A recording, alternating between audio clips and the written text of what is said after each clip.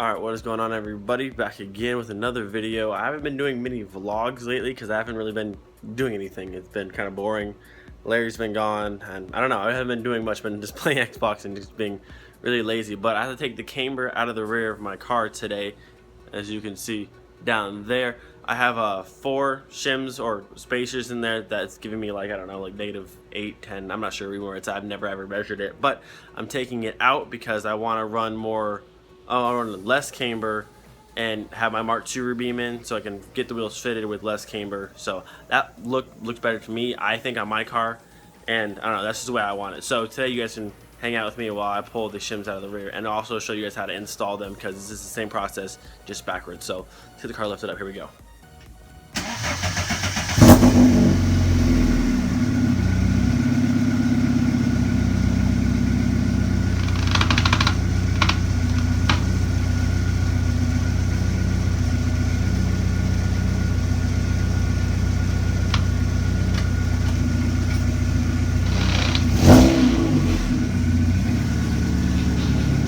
Alright, so we got all the lugs on this side, and that side broke loose because when I jacked the cart from this side, both sides will lift up together, so I'll just knock them both out with one. The nice thing about having air is the fact that I don't have to drive on wood to get in my car. I literally just lift it up and the jack fits right underneath it. It's super, I love it. It's super handy. One of the best investments I've ever made. Some people are about the static life. I'm not about the static. You need basic tools. I can't remember all the tools I need. I know you need needle nose pliers, flathead. This is a 15/16, which is the center nut for this. I believe that's right. We have a 15 millimeter for the bolts that go to the axle itself, and I believe that's all I need. I think I got a shop towel, and I like to have some. You can see I've used this before. Some stuff here. So when I take everything apart, I lay it out in an order. So when I go put it back together, I have everything laid out, and you do it backwards. And also the nice thing is you don't have to take off. If you have adapters, they don't have to come off when you do this. So the first thing you're gonna do, get your flathead. I'll pull you guys in a little closer, see if you can see. There we are. All right, so pull you in. So flathead, you're gonna pull off your cap here. I'm gonna try to pull these gloves off.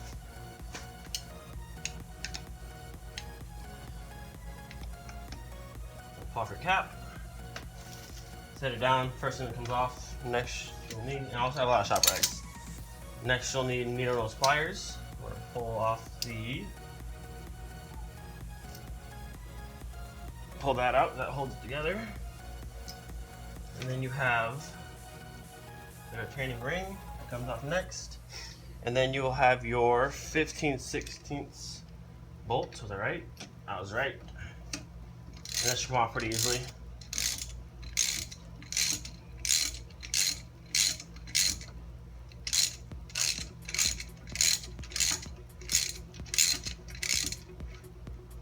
So that'll come off.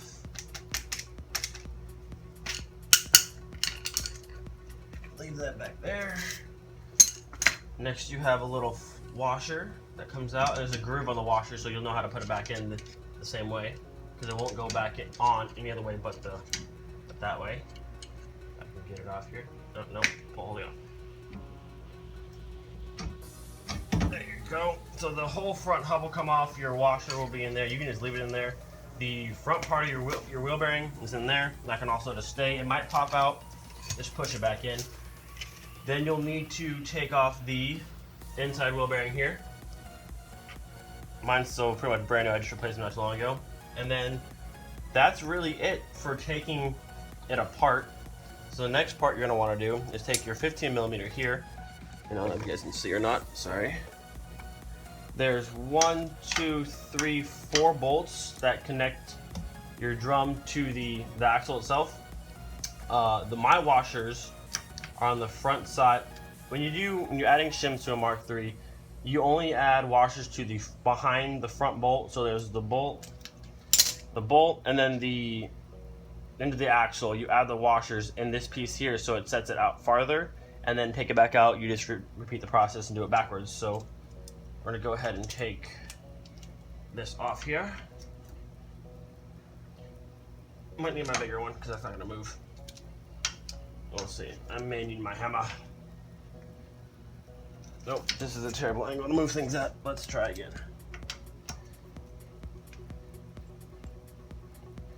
There we go, we're moving. Okay. There we go. All right, so to take the shims back out, you don't need a lot. You probably just loosen up the one. It doesn't help that this thing is locked up. If you're wondering why I'm not using it like a ratchet, that's why. So you'll loosen this one up. You'll loosen all of them up, I believe.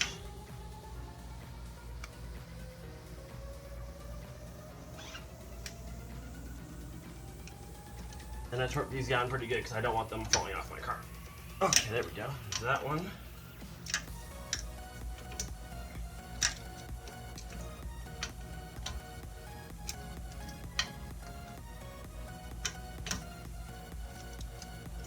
All right, so I got my breaker bar now. Since the little socket wasn't cutting it, I need a bit more leverage. So this should work. There we go. And you don't need to take all these off. The only one you need to actually pull through slightly is the bottom, the front. There's 4. The bottom left one on both sides. It'll be the bottom left on the side, the bottom right on that side. The front one on the bottom is the only one you actually need to really pull off. The rest of these I'm just loosening right now so that the hub will move a little bit so I can get the washers off. So now that's loose enough. Oh, this is it together, actually. Grab this. Spin this out. That's out enough, and then you take a flathead. Let's bring you guys over here so you can see. If you look up under there, I don't know if you can see it or not, it's too dark or not. Right up in there. Can you see it? I think so. Up right there.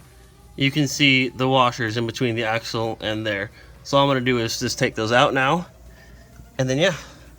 All right, so the way to pop them out, you just get like a flathead, kind of get underneath it, pull the hub out a little bit, and then there, they fall right out.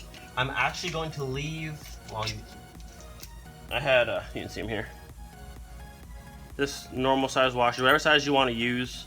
I had, these ones are kind of skinnier. I originally had 3, these are thicker. I had 3 of these, which was like negative, I don't know, maybe 8 to 10. I have no idea actually where it was. I'm gonna leave one of the thinner ones in because last time I took all the camber out and it was really straight up and down and I didn't quite like it, so I'm gonna give it one shim this time so it sits a little bit in and it's not straight up and down. So same thing, you just kind of hold it behind, push the thing through there, then it goes right in.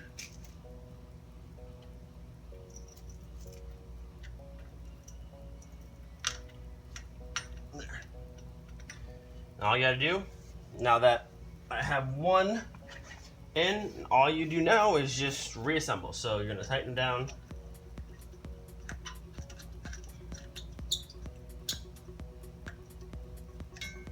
And you kind of tighten these down similar to like how you do, like kind of like a star pattern almost.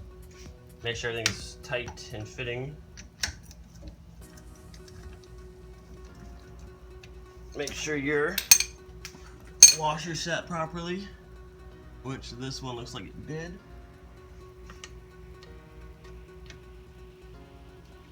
Yep, okay, so that should be good. Now we just do the whole process in the opposite way. So make sure all these are tight because this is what holds your wheels on, and you really don't want your wheels to fall off your car. You don't want to be made into a meme. And then everyone will just laugh at you because you don't know how to put things back to torque specs.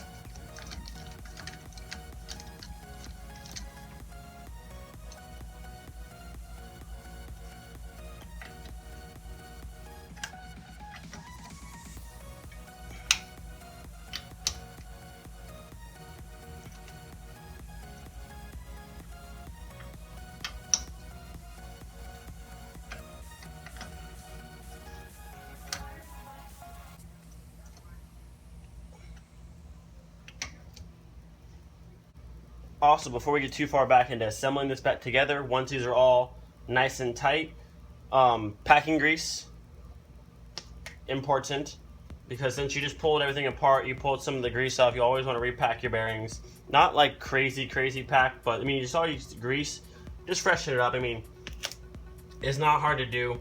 Just slather some up in here. You're gonna get dirty. It's fun. Slather it all up on there like that. Then you can just slide your inner bearing back on. See me in. Sometimes it's a pain in the butt. It doesn't want to go back on. Well, that's okay. I'm not crooked. I think it's crooked in here. There we go. Now that's back on. Now we just reassemble. Pretty much exactly we took it off, just opposite. And that's why I lay everything out in the order I take it off. So when you put it back together, it's just super, super easy. Everything's straightforward. You don't lose anything. Everything's go back together. So we grab this. We'll pull this washer out of there. Sometimes this wheel bearing will pop out, like it just did, like that. And all you gotta do is push it back in.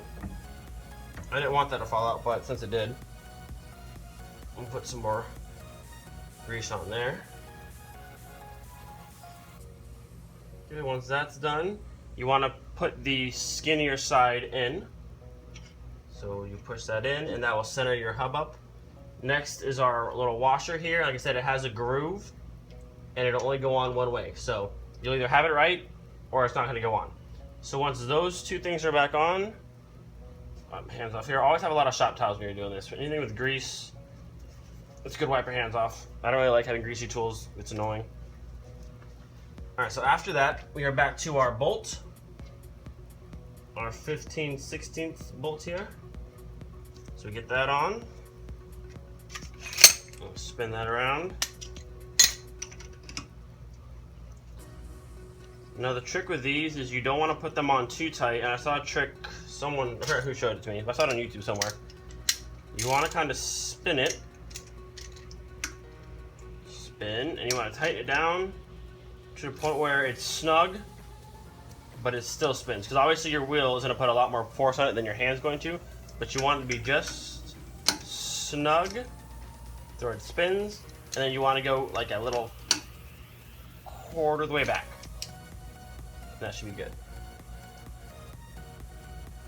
And then you can test it. You can hear if it feels smooth, you did it right. If you hear grinding, if it's wobbling around, you probably did something wrong. But it's pretty straightforward, easy to do.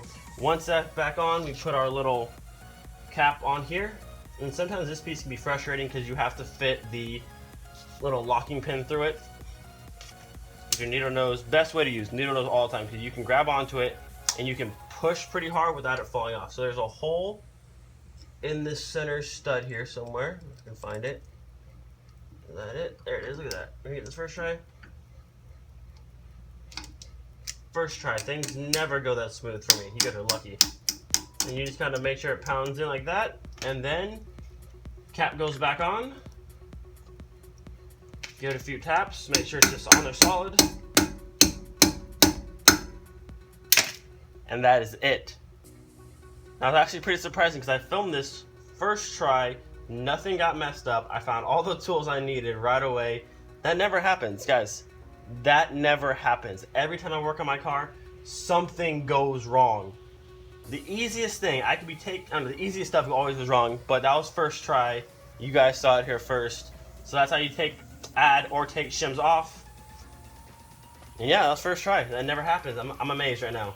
I have no words. So right now we're gonna throw the wheel back on, and I'm not putting on the Zobbers. I'm putting on the Ford Explorer wheels because we're going back to the daily wheels. I don't have any shows until Simply Clean in November, and hopefully the car looks all types of different then. Hopefully I'll have the Mk3 rear beam in by then, so I won't need to run Camber to fit the wheels. So a lot of things are coming by the Explorer wheel here. They are 15 by 7.5, I believe. And this side is done. Thank you guys for watching. As always, if you like this video, hit the like button. If you're new here, hit the subscribe button. You can follow me on Instagram down below, Twitter down below, Snapchat as well. And yeah, see you guys next time. Later.